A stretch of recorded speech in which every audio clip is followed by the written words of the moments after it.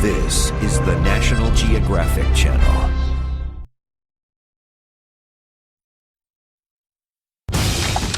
A chase along the edge of a 500-foot-deep canyon. The hunt for a dangerous ex-con. Police officer, see your hands. Get on the ground now. Get on the ground. Get on the ground. And a mission to find the supernatural creature locals call the Howler.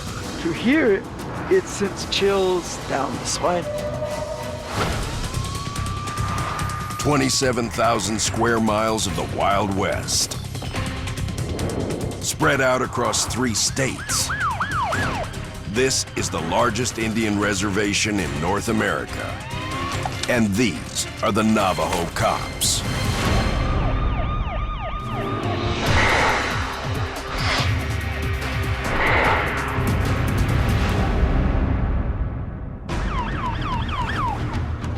Navajo cops Filbert Toddy and Genevieve Morgan close in on the suspect in an attempted murder. This is Navajo police. You need to come outside and meet us. You understand? Navajo police. If you're inside, come outside.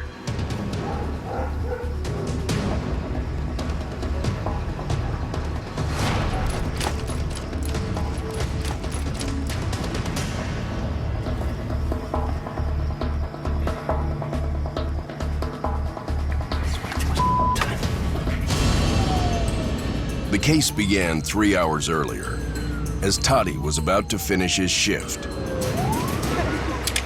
The former Marine and no-nonsense police officer Let's go, we're wasting time. responded to a call of shots fired at a remote ranch. Okay. I was herding sheep today and I heard a gunshot, so I got down and that's when I heard a bullet go off my head.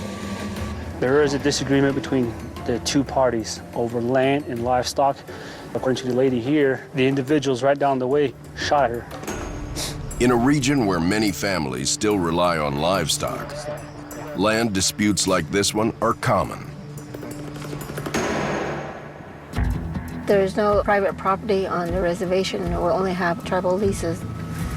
The dispute is because certain families are saying this is my land and you're on my land. And they can get to a point where people are going to start running around shooting at the other family. Who they were, I got the description of the people. The victim is able to identify 2 of the 3 men that were allegedly involved in the attack. Not the first one.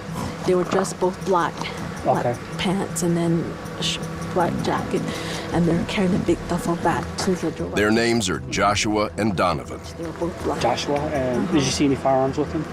I didn't want to really look at them, but my nephew said that he was carrying a big rifle with a big barrel. Okay. Our first suspect is Joshua. I dealt with him before, and I actually been called out to his place several times. So right now, what we're trying to figure out is how we're going to take him down. We have sufficient enough evidence right now to proceed on with a high-risk situation. Since the suspect is potentially armed and dangerous, Toddy isn't taking any chances as he heads to Joshua's house. Based on the information that we received from the victim, it's going to be attempted murder type of case right now, so we're going to use any means necessary to get the victim in custody. This is Navajo police. You need to come outside and meet us. You understand? This is Navajo police. If you're inside, come outside. So he's not coming out right now, so what we're going to do is we're going to move in. Officer Morgan will be taking the front. I'll be covering the back.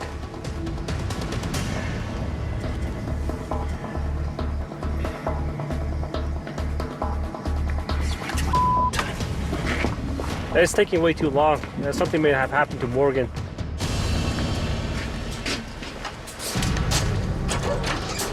Turns out that she's cuffing the suspect. Hello, you the mother?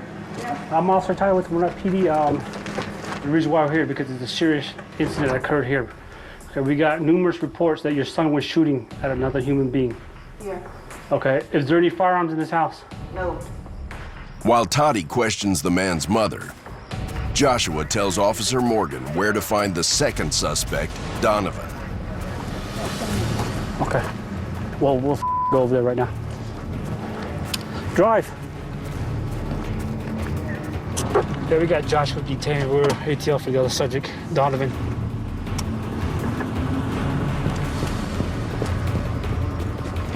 Doors open. Inside, a potential shooter can see their every move. It's a perfect scenario for an ambush. Police officers, to your hand. Get your hand, turn around. Turn around. Keep your hands on top of your head. Watch your left. You here by yourself?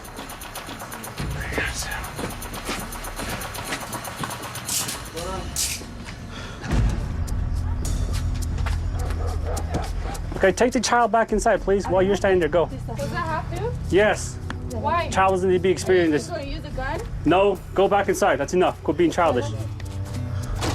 The reason why we're here, okay, because we got numerous reports from one of the family right down the way here. Donovan and Joshua were apparently discharging firearms right up the well here.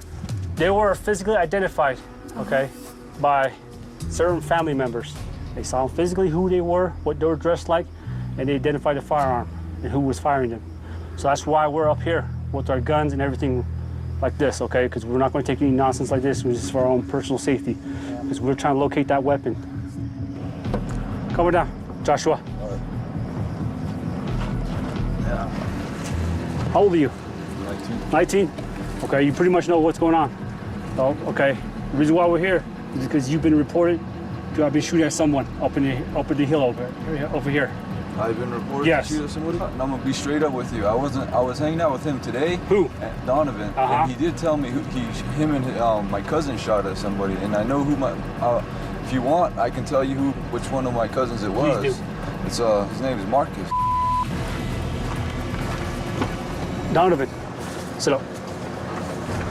Who's Marcus? He's my cousin. Was he with you all day? Yeah. Okay, it's all there, but you're tied in, regardless, you deny it or not. My main concern right now is where's that firearm? I'm pretty sure he has it. Who? Marcus. Marcus? Yeah. He has a shotgun. Uh-huh. If he did not go to his house, then he's back in Phoenix because he had to go to. Joshua tells Toddy that Marcus is planning on leaving the reservation to start college in Phoenix. If this individual does leave the reservation, the weapon can vanish with him as well. So we need to track him down and take that weapon as evidence. Can you look up a Marcus? Officer Morgan right now is taking our 2 suspects into jail in Wind Rock. So right now I'm going to be handling the situation alone. I'm going to be dealing with this shooter by myself, and we don't have much time. 100 miles east. Strange reports have been coming from the eastern edge of the reservation. In the town of Crown Point, New Mexico, a team of Navajo cops has gathered to launch an investigation into a mysterious creature known as the Howler. What we're going to do is we're going to have Operation Second Chance, investigate the strange noises the community been reporting. We don't know what it is. So we'll investigate it tonight, try to find out what it is. Calls involving the supernatural are common on the Navajo Nation, and it's police policy to investigate them anytime the public is concerned. Bobby Arvizo is a hunter who has lived on the reservation all his life. I heard it myself. It's more like a woman crying song. Some saying that Bigfoot's in the area. Some the hunters, they're saying they think it's an elk sound, but it's not an elk call. I'm a hunter myself, so I can distinguish between the 2 sounds there. Here among the Navajos, majority of the people would say that it would be more like a skinwalker.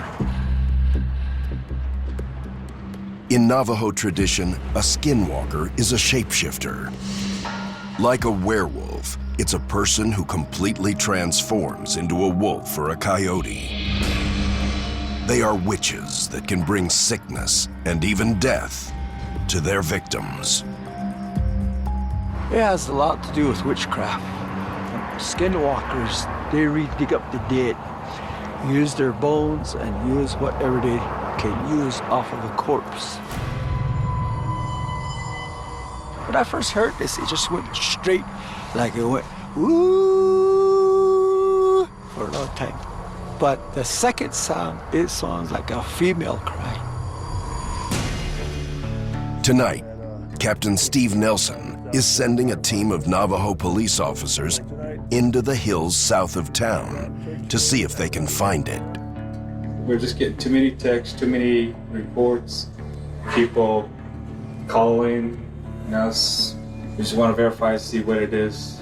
So if we do see something, we're just going to try to find out what it is, and then after that, we'll make the necessary contacts on how to deal with it. But if you are threatened, protect yourself. The officers have searched the internet for a sound similar to what the locals have been reporting. If nothing happens between 2 and 2:30, I'm going to play this sound. The closest match? The scream of an alleged Bigfoot. That sound right there on the external PA to see if we can get a response. Now, with local tensions at an all-time high, the Navajo cops are sending a team of officers out into the hills to investigate the mysterious noises and locate the Howler. There are some right there.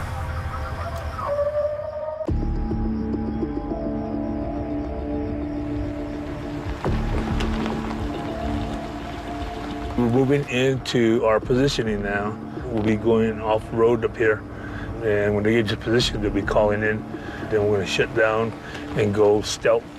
See if we can find out what's causing all of this commotion over here. On the hunt for the mysterious Howler, the Navajo cops are going in heavily armed. Officer Custer Bryant has even brought along his sniper rifle. We're at the edge right now. Right here is a cliff, about a 20, 30 feet drop. Down here in the valley, this is where most of the concentration and screaming has been coming from. That's a dog right now. The team uses night vision glasses and infrared video cameras.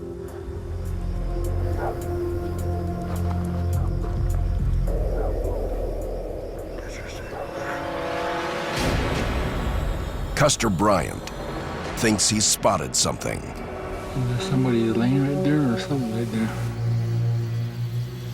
Bryant's night vision can track a creature using its body heat. Something is lying in the valley below. How far out? Probably about 50 yards out.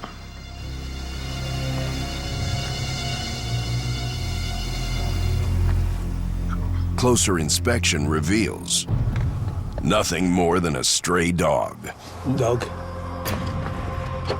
At 2:30 a.m., Lieutenant Begay plays the recording of the alleged Bigfoot through his PA system.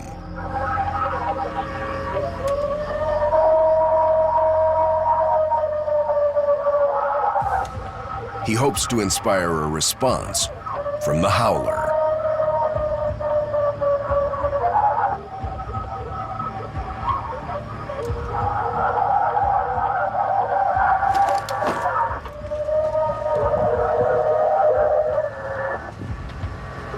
.98 on the sound. Just listen up to see if you hear anything. But all they hear is silence. The team decides to pack it in, for now. In a few weeks, they will return to this area to hunt for the Howler once again.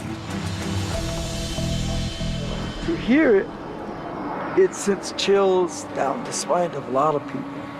And the way I hear it from my neighbors and from my wife, they don't want to hear it again. 100 miles west, Officer Filbert Toddy is on the trail of the third suspect, named Marcus, involved in an attempted murder near Sanders, Arizona.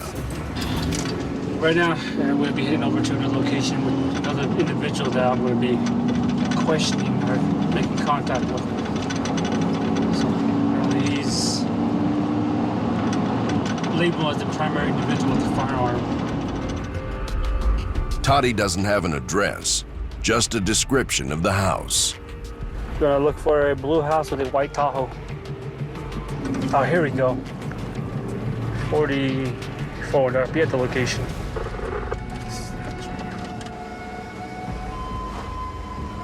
Hello. Okay, the reason why I'm here... Toddy finds the primary suspect asleep inside the house. Marcus, your name is being brought up in an investigation I'm doing right now, in which you are reported to be shooting around with Donovan. It's very important that you tell me the location of that firearm. Why you need it? Yes. Where is that? Is that Donovan's house? No. Joshua's house? No. Toddy takes Marcus into custody and searches the house. I located several boxes of ammunition, shotgun and slug rounds. He's gonna give me information of where we can locate this firearm. I wanna have your mother get your shoes, pants, and a shirt. All three suspects are now in custody. But in order to make his case stick, Toddy still needs the shotgun. This one? Is that a blue house with a red truck? Oh, you tell me, buddy. You're the one directing me. There's a red truck. It's a red car. Is you me? You're gonna have a different story coming up right now. Why with you? I know what's up. Hello. How you doing, Yate? The reason why I'm here, okay, because I have Marcus in the vehicle here, and he says his firearm is in that red Dodge truck. The people inside tell Toddy that Marcus's aunt has driven the truck and the shotgun to a casino in Gallup, New Mexico, 45 miles away. The boys here said that she's unaware that that weapon's inside the vehicle, so we can track that vehicle down and get the weapon out. The suspect is clearly feeling the heat. Marcus isn't feeling too good right now. I guess he just realized, the amount of crap that he got himself involved in with this assault. Now because, his aunt's out there driving around with this weapon in her vehicle. Guilt? They said that she might be on her way to casino. Now the problem that we have now is that your auntie is driving a vehicle with a weapon in there that she doesn't know about. A deadly weapon. It's all mine, though. It's all me. I understand that, okay? It's all me. Everybody else was Finally, Toddy is able to make contact with Marcus's aunt. Hello? Is this Marlene? Where are you at, Marlene? This is Officer Toddy with Winter Rock Police Department. Can you do me a real quick favor? Okay, thank you. The woman agrees to meet Officer Toddy at a truck stop on the outskirts of Gallup.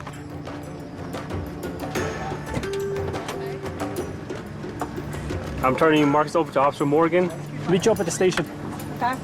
Then I'm going to proceed on to Gallup to retrieve the shotgun. It's going to be 093. It's nearly 4:30 a.m. when Toddy rolls into the truck stop. 15 hours have passed since the shooting took place. Hello. I'm the officer that you spoke with, Officer Toddy. Let's talk over here. It is Cole. Just basically what's going on is that your nephew, Marcus, okay, apparently I guess him and another individual were walking around the open field and discharging the firearm at a lady. They almost made contact with her above, on her head. So I missed her. Oh my God. I think this that's his duffel bag there. Okay, is that what he said? Yes. Thank you so much, okay?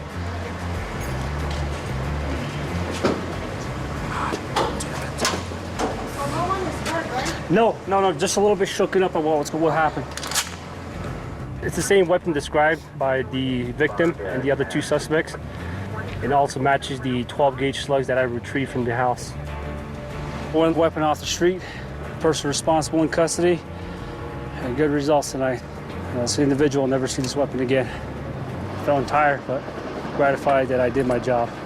Justice has been served for this family. It's time to go home, do a lot of paperwork now. Yeah.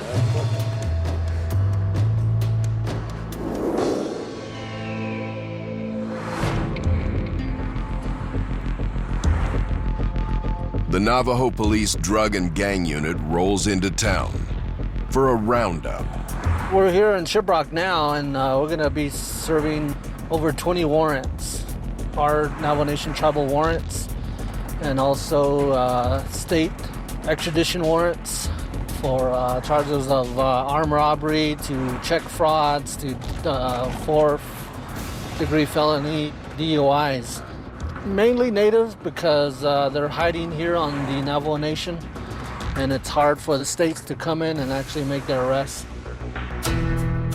Gilbert Yazzie is an avid hunter and a former paramedic and firefighter who's been with the Navajo PD for 15 years. He joined the drug and gang unit over concerns about the rising crime among young Navajos in his community. How it's going to go, we're broken down into 4 teams. Today, he and his unit have teamed with the New Mexico State Police and the U.S. Marshals. This is a part of interagency joint efforts that we do. Our unit, the Navajo Police Drug Enforcement, assists U.S. Marshals and state probations to execute these warrants. There's some pretty good warrants in here for some violent crimes, so hopefully we can clean up the Navajo Nation communities and get these guys off the Navajo Nation. Because the drug and gang officers mostly do undercover work, many of their identities must remain a secret.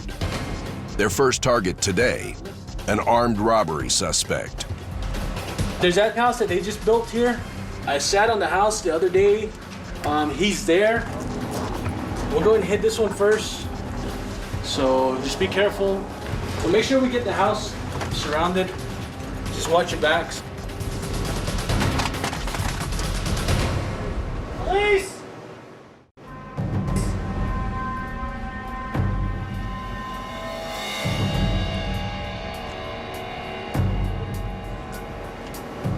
Police!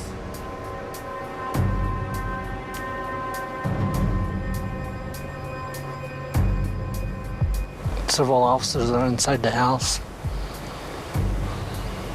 They just took in the warrant, so I don't know who they're talking to right now. There's someone in there, but it's not him.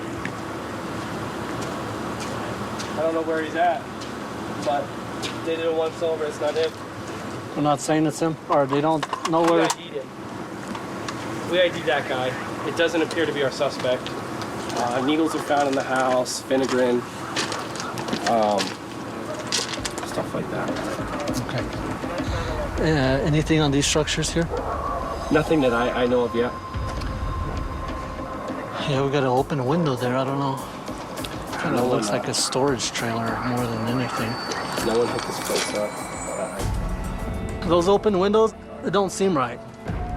Somebody could be watching us right now.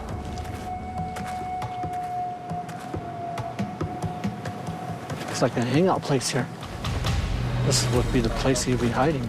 Foosball, everything in here. Police department. Keep your hands where we can see them, man. Come on. Interesting. More of a hangout place. It's dark and pretty well fixed up in there for a tavern atmosphere. Wondering what's all going on here. Have a seat there, man. Do you have an ID on you? These 2 gentlemen are not the ones we're looking for. One is the brother and the other is the friend. You have any ID on you?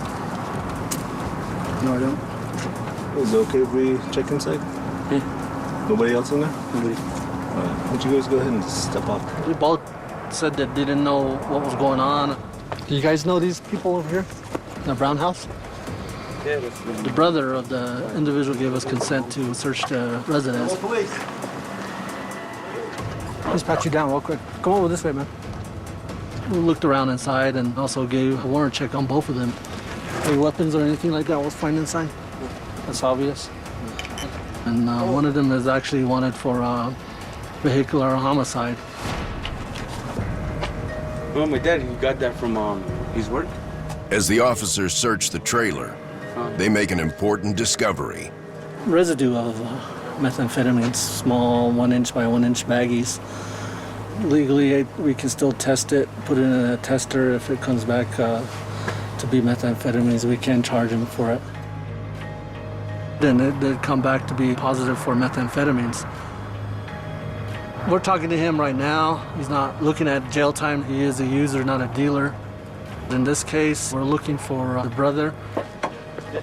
We put the scare tactics on him, and it could go both ways. Either he doesn't cooperate and we end up arresting him for the charges of possession of methamphetamines, or he can help us out and get his brother in jail where he needs to be. Yazi gets the cooperation he needs. The man says the fugitive is at a job fair. All righty, we're gonna head out east. In a small Navajo community called Upper Fruitland. The brother is warned not to tip off the suspect. You should have let him know. Don't be making any phone calls to him because we'll put a tap on his phone or something. That's what I told him. I said we're gonna. I mean, if you let your brother know, I mean, if we find out, I mean, we can pull up your phone records and see if you called him, the number you gave us, and stuff. Then we can do it that way. He said, oh, okay, I want to do that. He's so scary. He's not gonna tell anybody. I hope so. Alrighty. Delta 10 280. We're gonna go up to Upper Fruitland. Supposedly that's where he's at a job fair. Going into a crowded place, job fair is usually hundreds of people. Being tactical stands out a lot. Delta 10 253. We are gonna go in there and make that approach differently. It's very dangerous, especially with the warrant that he's on for armed robbery and assaulting a police officer with a firearm. Hey, Michael. How's it going, man? Officer Yazi. Okay, can we talk somewhere? It is hard for these young gentlemen that are seeking jobs out there. Can we use this office real quick? We have a warrant out for you. Maybe he wanted to get on with his life. In a way, a sense, when we talk to them, we've all helped them. Because if they're running on a warrant, they're going to be running for as long as they can. 10-15 them? It's just a matter of time that the warrant will catch up with them. And it did today. At the end, it panned out.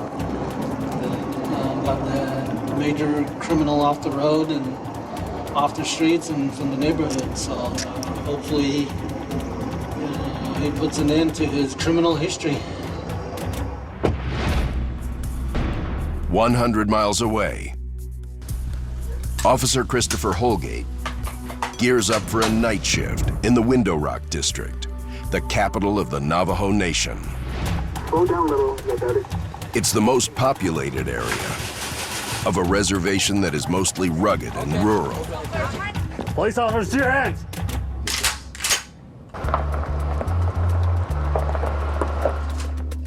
Officer Christopher Holgate is locked and loaded for a night patrol in the capital of the Navajo Nation.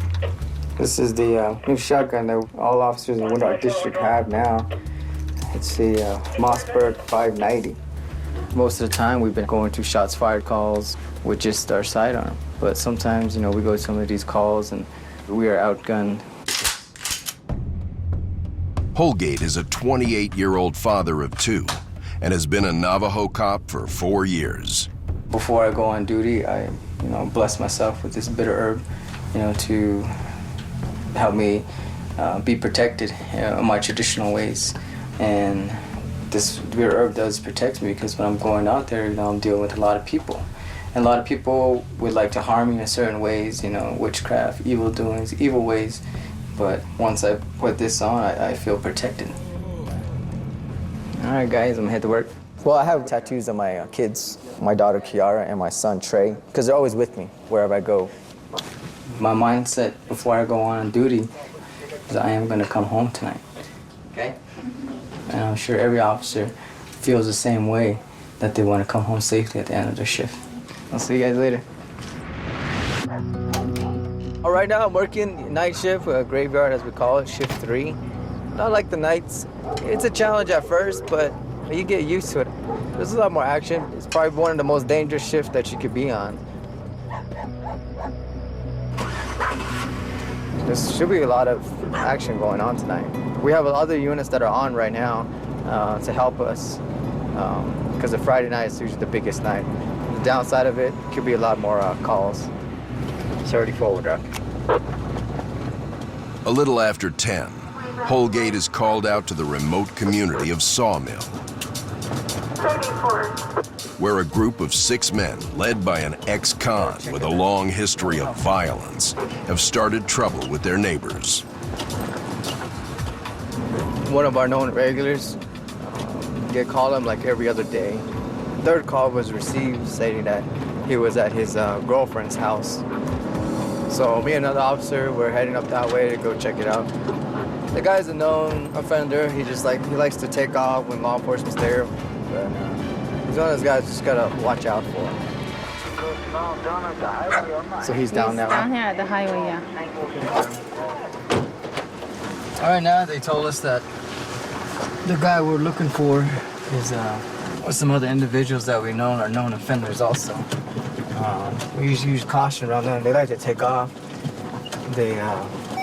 Last time we had to use our night vision to catch 5 of the guys that were hanging out with him. I believe that he was one of them, and I actually had to tase one of the guys. So I'm gonna go check it out, see if we can catch him on foot. In these poorly lit rural areas outside of town, night vision goggles can be the difference between life and death for Navajo officers. Just tells her we need another unit. 10-4 is 3-3 available, and possibly 6 subjects if we have another unit with the night vision. Just recently, one of the guys that they're hanging out with, he had drugs and he had 2 handguns. So we're just trying to wait here for another additional unit because there's 6 of them and 2 of us. Backup finally arrives. That's where they're coming from, their house. But the officers still don't have any infrared glasses. Yeah, it's a lot more dangerous because you don't know if they're hiding over here, crouched down somewhere. Like I said, the last time we used the night vision, we sat here and they actually came towards us, but they couldn't see us.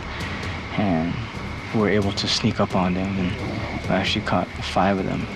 But it's the same people that are disturbing here. A couple of them like to fight, and they resist. So we can cut those lights. Suddenly, Holgate hears the suspects in the darkness. Hey, what's up? Police officer, see your hands. See your hands. Get on the ground now. Get on the ground. Get on the ground now. Get on the ground. Now. Get on the ground. Now. Put your hands behind your back, man.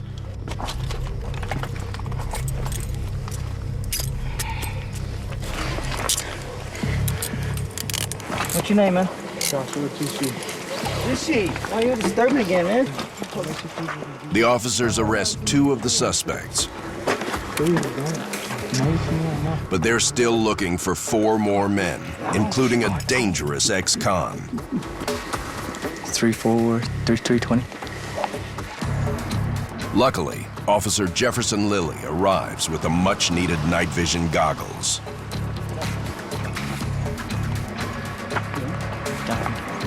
The officers believe that the men they're looking for may be hiding with friends in a nearby house.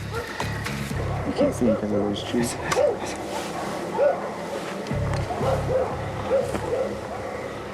You don't want to go through, I guess apparently there's a trail that goes around that.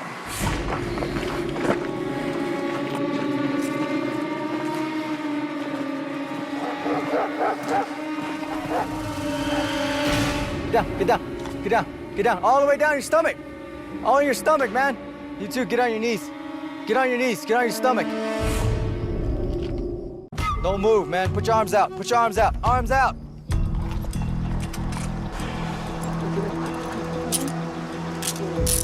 Arm out. I just wonder what the dogs were barking about. Where's Preston? I don't know. No, I'm all right. I just barely woke up. You barely woke up? Mm-hmm. You got anything on you? Who else is in there? This residence here is known for criminal activity. Officer Lilly seen the 2, male and female, standing outside the residence, so we detained them for now. You don't mind if we check the house, man? Yeah, go ahead. There ain't anything in there. As Holgate questions the man, Lilly makes a frightening discovery. I heard something drop. What'd you drop back there? Oh, that was it. You dropped those ones? Yeah, because I don't even know who's out here. You know you're not supposed to have weapons, right? I don't know about that. No? Yeah, I was just for protection. I don't know who's out here. 34 window. Handmade something.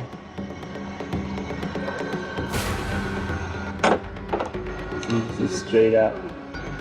Sticky. Like a shank. You pretty much go through the bulletproof vest. He threw those weapons down, man. You can't have no weapons or whatnot, man. You gotta be inside. I dealt with him before in the past, and it turns out that he was on probation that he was not supposed to carry any type of weapon, including knives. Back on that side, no. The main person we were looking for isn't here, but he gave us consent to go ahead and go inside his residence and check on the other guys.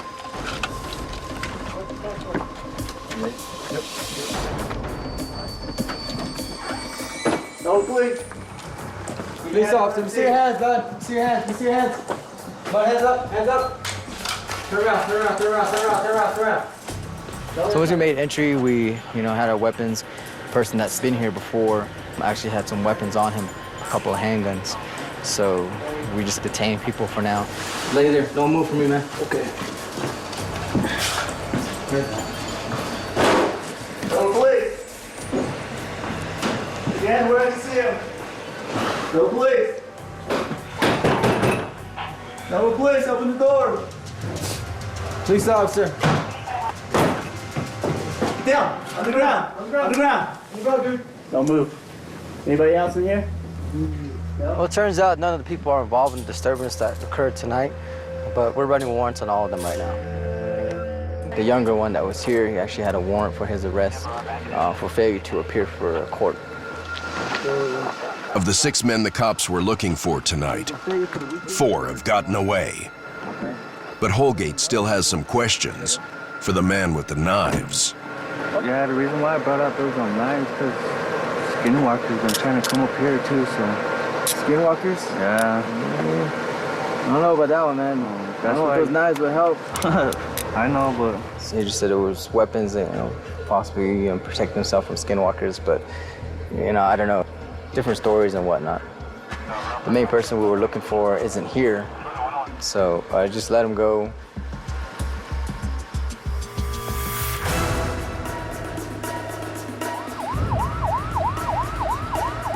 The next day, Officer Farrell Yazzie is on patrol in the town of Chinle, Arizona, when he's called out to Canyon de Chelly, sacred ground to the Navajo people, and a major draw for tourists.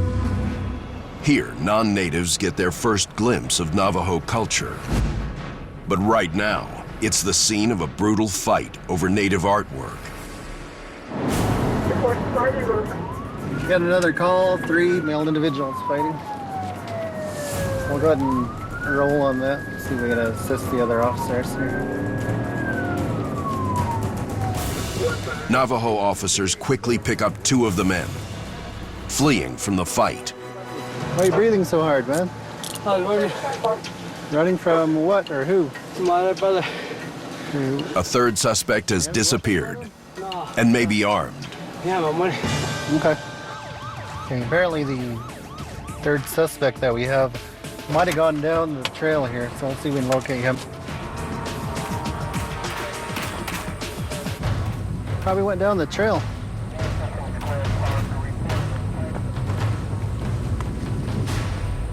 Suddenly, the officers spot the suspect, trying to climb the cliff. The whole area here, we're basically on the edge of the canyon. If you look down here, there's about a 400 or 500 foot drop straight down. The officer's life was put in danger there. We never know what this guy's on, if he's intoxicated, if he's on drugs, or his state of mind. He could have easily grabbed that officer and taken him over the edge with him.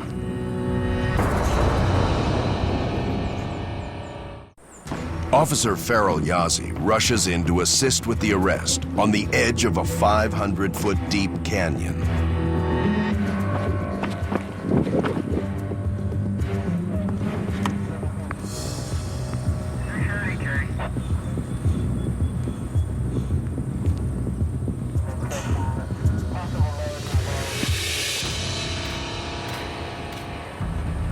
What are you guys fighting? What's up? Were you guys fighting? Nah. What's all the scratches on your arm, Dad? Just run away from the cops. Running? Yeah. If you didn't do anything, why are you running then? Just running from the cops. How old are you? 19. 19? Search him. Nothing in your pocket? No needles or nothing? What? So what happened? Argument, dispute over money. Dispute over money? Right when I came, these guys started talking crap to me. I said, I lost my money. The dispute was between three brothers who make and sell Navajo rock art to tourists. Apparently, all three male individuals here have claim to some of this artwork here. And there was a dispute over how much money was made.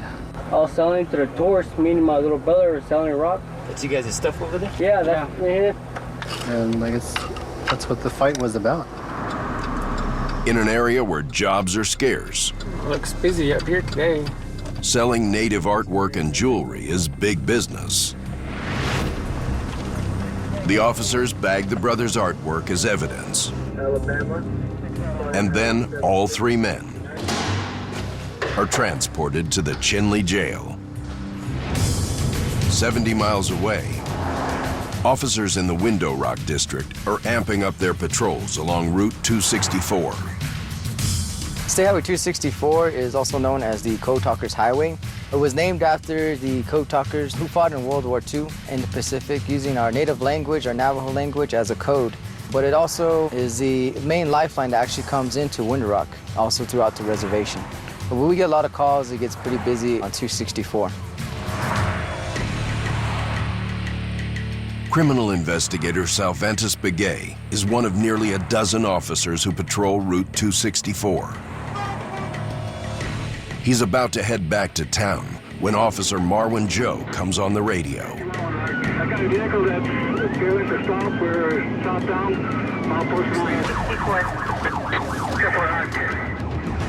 Begay races to join Officer Joe in the middle of a high-speed pursuit of a drunk driver. Once they stopped, they took off on foot. The subject left out of the vehicle running black cap and a black shirt on the west side of the hill. 10-5.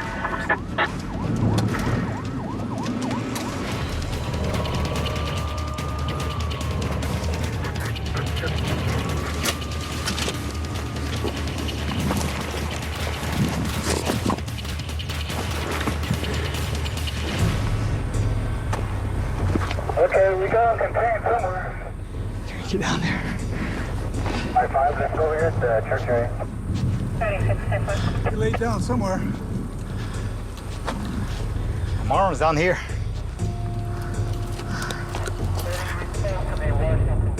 More officers arrive to help track down the suspect.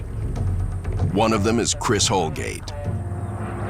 I was just on a previous traffic stop when I heard the call going out, the vehicle not stopping.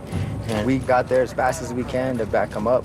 Once we arrived there, everybody else was on the rocks looking, and they started looking in the north direction. Me and another officer, we started looking in the southern direction to make sure he didn't try to go one way and then backtrack himself. Holgate keeps his weapon drawn while he searches the area. When someone takes off from an officer, there has to be a reason why. He could have committed a crime somewhere, or he could have a warrant for his arrest. We just don't know, so we have to be extra cautious.